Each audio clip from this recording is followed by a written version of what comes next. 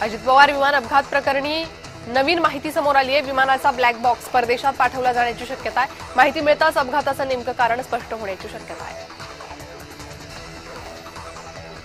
दिग्दर्शक रोहित शेट्टीच्या घरावरील गोळीबार प्रकरणी 4 आरोपींना राजस्थानातून अटक करण्यात आली आहे। आरोपींचा मोबाईलसह इतर साहित्य जप्त करण्यात आले आहे। मुंबई क्राईम ब्रांच आणि बहादुरगड स्पेशल टास्क फोर्सनं संयुक्त कारवाई केली आहे। सोने आणि चांदीच्या दरात मोठी घसरण झालेली आहे। सोन्याचे भाव जीएसटीसह 1,60,000 रुपयांवर तर चांदीचे भाव 2,54,000 रुपयांवर गेले। नाशिक 400 कोटी रुपयांच्या कथित कंटेनर चोरी प्रकरणी नवा ट्विस्ट समोर आलाय। या प्रकरणात अटक करण्यात आलेल्या 7 संशयितांची इगतपुरी न्यायालयानं निर्दोष मुक्तता केल्याची माहिती आहे। फिर्यादी संदीप पाटील यांची तक्रार बनावट असल्याचं न्यायालयानं स्पष्ट केलंय।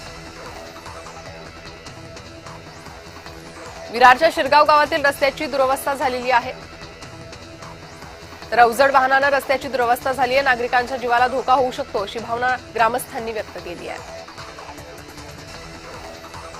छत्रपती शिवाजी महाराज टर्मिनस स्थानकावर धक्कादायक प्रकार घडलाय। रेल्वेमागे तरुण झोपलेल्या अवस्थेत आढळून आलेला आहे। रेल्वे पोलिसांकडून संबंधित व्यक्तीची चौकशी करण्यात येत आहे।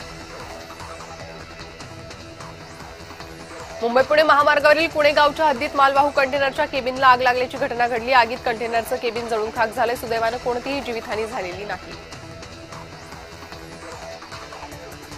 पिंपळे गुरव परिसरातील 2 गोदामांना शॉर्ट सर्किटमुळे भीषण आग लागल्याची घटना घडली। आगीत गोदाम पूर्णपणे जळून खाक झाले। भिवंडीतील गटार खोदकामामुळे वाहन चालकांसह वाहतूक पोलीस हैराण झाले। खोदकाम प्रचंड प्रमाणात वाढलेलं असून त्यामुळे वाहतूक कोंडी होते। पक्ष कार्यालयासमोर आंदोलनाची परवानगी दिली जाणार नाही, तसेच नेत्यांच्या निवासाबाहेर आंदोलनाला परवानगी दिली जाणार नाही अशी माहिती पुणे पोलीस आयुक्त अमितेश कुमार यांनी दिली आहे। नागपूर जिल्ह्यातील कोराडी येथील हनुमानाची भव्य मूर्ती उभारण्याचं काम अंतिम टप्प्यात आलं। ही मूर्ती पूर्ण झाल्यानंतर देशातील एक प्रमुख आकर्षण ठरणार आहे।